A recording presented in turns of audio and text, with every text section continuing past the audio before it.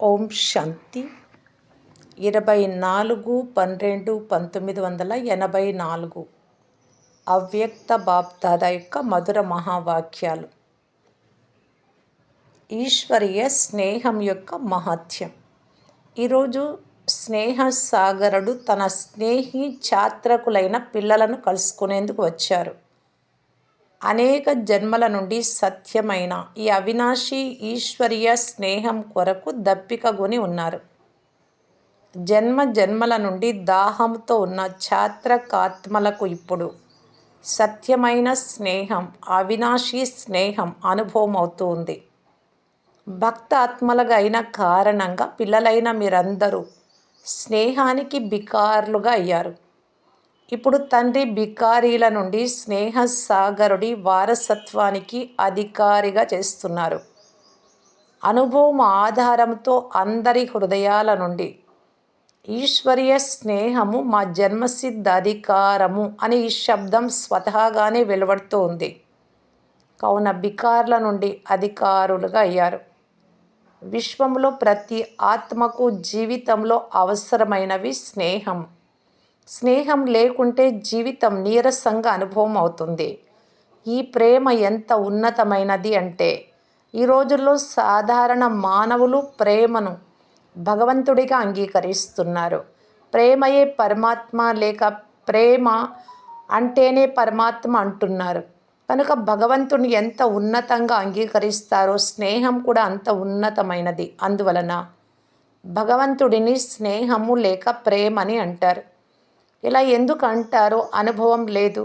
అయినా పరమాత్మ తండ్రి ఈ సృష్టిపైకి వచ్చినప్పుడు పిల్లలందరికీ ప్రత్యక్ష జీవితంలో సాకార రూపము ద్వారా బ్రహ్మబాబా శరీరము ద్వారా ప్రేమనిచ్చారు, ఇస్తూ ఉన్నారు.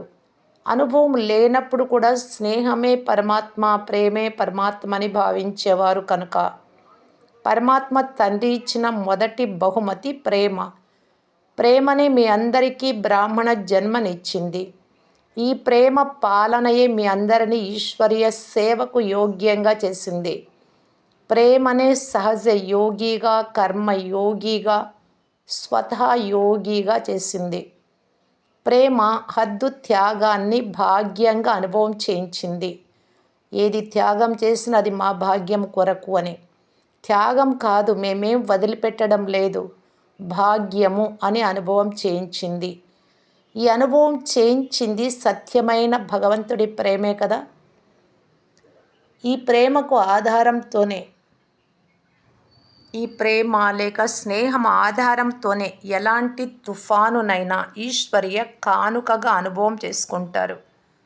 స్నేహం ఆధారంతో కష్టాన్ని అతి సహజంగా అనుభవం చేస్తారు. ఈశ్వరీయ ప్రేమ అనేక సంబంధాలలో తగులుకున్న హృదయాన్ని, ఎక్కడెక్కడో సంబంధాలు జోడించారు కదా, అనేక ముక్కలైన హృదయాన్ని ఒక్కరితో జోడించింది. ఇప్పుడు ఒక్కటే హృదయం, ఒక్కరే మనోభిరాముడు. ఇప్పుడు మీ హృదయం ముక్కలుగా లేదు. స్నేహము తండ్రి సమానంగా చేసింది. స్నేహమే సదా తోడుగా ఉన్న అనుభవం చేసిన కారణంగా సదా సమర్థంగా తయారు చేసింది.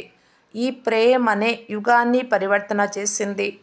కలియుగానికి చెందిన వారి నుండి సంగమ యుగానికి చెందిన వారిగా చేసింది.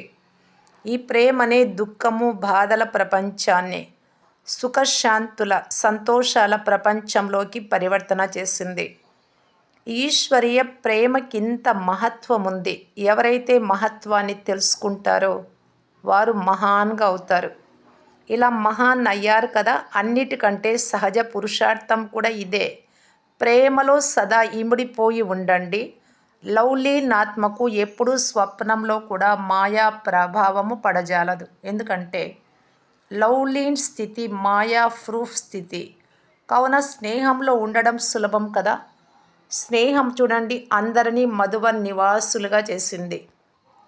ప్రేమ కారణంగానే చేరుకున్నారు కదా. బాప్దాదా కూడా పిల్లలందరికీ సదా స్నేహీ భవ అనే వరదానాన్ని ఇస్తున్నారు. ఈ ప్రేమ ఏది కోరుకుంటే దానిని ప్రాప్తి చేసుకోగలిగే ఇంద్రజాలం. సత్యమైన ప్రేమతో, హృదయపూర్వక ప్రేమతో కోరుకోవాలి, స్వార్థ ప్రేమతో కాదు. సమయానికి ప్రేమికులుగా అయ్యేవారు కాదు. ఏదో అవసరం పడి ప్రేమ చూపించేవారు కాదు. ఏదైనా అవసరం వచ్చిన సమయంలో మధురమైన బాబా, ప్రియమైన బాబా అంటూ స్నేహాన్ని నిభాయించే వారిగా కాదు, సదా ఈ ప్రేమలో ఇమిడిపోయి ఉండాలి. ఇటువంటి వారికి బాప్దాదా సదా ఛత్రఛాయగా ఉంటారు. సమయం వచ్చినప్పుడు స్మృతి చేసే వారికి, లేక ఏదైనా ఆశించి స్మృతి చేసే వారికి కూడా యథాశక్తి యథాస్నేహం ప్రతిఫలంగా సహయోగము లభిస్తుంది. కానీ యథాశక్తి ద్వారా సంపన్న స్వరూప విజయం లభించదు. కనుక సదా ప్రేమ ద్వారా సర్వప్రాప్తి స్వరూపాన్ని అనుభవం చేసేందుకు సత్యమైన హృదయపూర్వక స్నేహితులుగా అవ్వండి. అర్థమైందా? బాప్దాదా మధువన్ ఇంటికి శృంగారమైన పిల్లలందరికీ విశేషంగా స్నేహపూర్వక శుభాకాంక్షలు తెలుపుతున్నారు. ప్రతి బిడ్డ తండ్రి ఇంటికి విశేషమైన అలంకారం. ఈ మధువన్ బేహద్దు ఇంటికి పిల్లలే అందం. స్వయాన్ని ఇలా భావిస్తున్నారు కదా. ప్రపంచంలోని వారు క్రిస్మస్ జరుపుకునేందుకు ఎక్కడికెక్కడికో వెళ్తారు. ఈ విశేష విదేశీ లేక భారత్ పిల్లలు గొప్ప రోజును గొప్ప కంటే గొప్ప తండ్రితో, గొప్ప మనస్సుతో జరుపుకునేందుకు మధురమైన ఇంటికి చేరుకున్నారు. ఈ గొప్ప క్రిస్మస్ రోజు విశేషించి తండ్రి మరియు దాదా ఇరువురి స్మృతి చిహ్నానికి గుర్తు. ఒకరు దాత రూపంలో శివబాబాకు గుర్తు మరియు వృద్ధ స్వరూపం బ్రహ్మబాబాకు గుర్తు. ఎప్పుడు యువ రూపాన్ని చూపించరు. క్రిస్మస్ ఫాదర్ను ఎప్పుడు వృద్ధునిగానే చూపిస్తారు, ముసలివారిగా. మరియు 2 రంగులు కూడా తప్పకుండా చూపిస్తారు, తెలుపు మరియు ఎరుపు. ఇది శివబాబాకు మరియు బ్రహ్మబాబా ఇరువురికి గుర్తు. బాప్దాదా చిన్న పిల్లలను వారి కోరిక అనుసరించి వాటితో సంపన్నంగా చేస్తారు, బహుమతులు ఇస్తారు. చిన్న చిన్న పిల్లలు చాలా ప్రేమతో ఈ విశేష రోజున తమ మనస్సుకి ఇష్టమైన వస్తువులను క్రిస్మస్ ఫాదర్ను అడుగుతారు, లేక సంకల్పం చేస్తారు. అది తప్పకుండా పూర్తి అవుతుంది అని నమ్మకం ఉంచుకుంటారు. కావున ఈ స్మృతి చిహ్నం కూడా పిల్లలైన మీదే. పాత శూద్ర జీవితంలో ఎంత వృద్ధులు అయినా బ్రాహ్మణ జీవితంలో చిన్నపిల్లలే. చిన్నపిల్లలందరూ ఏ శ్రేష్టమైన కోరిక కోరుకున్నా అది పూర్తి అవుతుంది కదా. అందువలన ఈ స్మృతికి గుర్తు అంతిమ ధర్మం వారిలో కూడా నడుస్తూ వస్తోంది. మీ అందరికీ సంగమయుగము అనే బహుమతుల రోజు. సంగమయుగమే బహుమతుల రోజు కావున బాప్దాదా అన్నింటికంటే పెద్ద కానుక స్వరాజ్యం మరియు స్వర్గ రాజ్యాన్ని ఇస్తారు.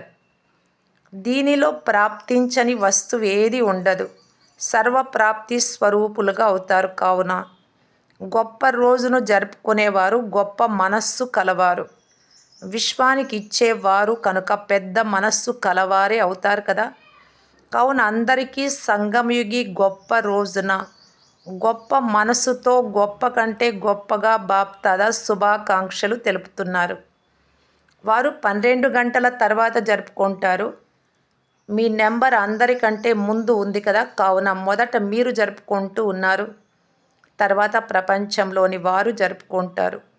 విశేష రూపంలో డబల్ విదేశీయులు ఈరోజు చాలా ఉత్సాహ ఉల్లాసాలతో స్మృతి బహుమతిని తండ్రికి స్థూల సూక్ష్మ రూపంతో ఇస్తున్నారు.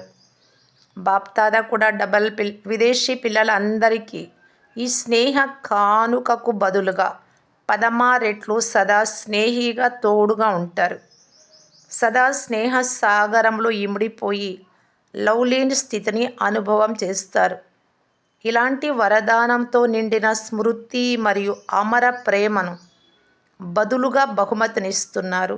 సదా పాడుతూ మరియు సంతోషంగా నాట్యం చేస్తూ ఉంటారు. సదా నోరు మధురంగా ఉంటుంది. అలాగే స్నేహి భారతదేశంలోని పిల్లలకు కూడా విశేష సహజ యోగి, స్వతహా యోగిగా ఈ వరదానపు ప్రియ స్మృతులు ఇస్తున్నారు. పిల్లలందరికీ దాత మరియు విధాత అయిన బాప్దాదా అవినాశి స్నేహ సంపన్న సదా సమర్థ స్వరూపంతో సహజంగా అనుభవం చేసుకొని ప్రియ స్మృతులు ఇస్తున్నారు. అందరికీ ప్రియ స్మృతులు మరియు నమస్తే. పార్టీలతో ఫస్ట్ గ్రూప్తో సదా స్వయాన్ని ఈ పాత ప్రపంచం ఆకర్షణతో అతీతంగా తండ్రికి ప్రియంగా అనుభవం చేస్తున్నారా? ఎంత అతీతంగా ఉంటారో అంత స్వతహాగానే ప్రియంగా ఉంటారు. అతీతంగా లేకపోతే ప్రియంగా కూడా ఉండరు. కావున అతీతంగా ఉన్నారు, ప్రియంగా కూడా ఉన్నారు, లేక ఎక్కడో ఒక చోట తగుల్పాటు ఉందా? ఎవ్వరితోనూ తగుల్పాటు లేకపోతే బుద్ధి ఒక్క తండ్రి వైపుకు స్వతహాగానే వెళ్తుంది, ఇంకొక వైపుకు వెళ్ళదు. సహజ యోగి మరియు నిరంతర యోగి స్థితి అనుభవం అవుతుంది. ఇప్పుడు సహజ యోగిగా అవ్వకుంటే ఎప్పుడు అవుతారు? ఇంత సహజ ప్రాప్తి ఉంది. సత్యుగంలో కూడా ఇప్పటి ప్రాప్తికే ఫలం లభిస్తుంది. కావున ఇప్పుడు సహజ యోగి మరియు సదా రాజ్య భాగ్యానికి అధికారి సహజ యోగి పిల్లలు సదా తండ్రికి సమానంగా సమీపంగా ఉన్నారు. కావున స్వయాన్ని తండ్రికి సమీపంగా తోడుగా ఉండే అనుభవం చేస్తున్నారా? ఎవరు జతలో ఉంటారో వారికి తండ్రి సహాయం సదా ఉంటుంది. జతలో ఉండకపోతే సహాయం కూడా లభించదు. తండ్రి తోడు లభించినట్లయితే ఏ విఘ్నము రాదు. ఎక్కడైతే సర్వశక్తివంతుడైన తండ్రి తోడు ఉంటుందో మాయ స్వయమే దూరంగా వెళ్ళిపోతుంది. శక్తి కలిగిన వారి ముందు బలహీనులు ఏం చేస్తారు? దూరం అవుతారు కదా. అలాగే మాయ కూడా దూరం అవుతుంది, ఎదురించదు. కావున అందరూ మాయాజీతులుగా ఉన్నారు కదా. రకరకాలుగా క్రొత్త రూపంలో మాయ వస్తుంది. కానీ జ్ఞానవంతులైన ఆత్మలు మాయతో భయపడరు. వారు మాయ రూపాలన్నీ తెలుసుకుంటారు. అంతేకాక తెలుసుకున్న తర్వాత దూరంగా ఉంటారు. ఎప్పుడైతే మాయాజీతుగా అవుతారో అప్పుడు ఎవరు కదిలించలేరు. ఎవరు ఎంతగా ప్రయత్నించినా మీరు మాత్రం కదలకండి. అమృత వేళ నుండి రాత్రి వరకు తండ్రి మరియు సేవ తప్ప ఏ ఆకర్షణ ఉండరాదు. తండ్రి లభించారు, సేవాధారిగా అయ్యారు. ఎందుకంటే ఏది లభించిందో దానిని ఎంత పంచితే అంత పెరుగుతుంది. ఒకటి ఇవ్వండి, పదమాలు పొందండి. మేము అన్ని భండారాలకు యజమానులము, సంపన్న భండారాలుగా ఉన్నాము. ఎవరినైతే ప్రపంచం వెతుకుతూ ఉందో వారికి పిల్లలుగా అయ్యాం. దుఃఖ ప్రపంచం నుండి దూరంగా అయ్యాం. సుఖప్రదమైన ప్రపంచంలోకి చేరుకున్నాం.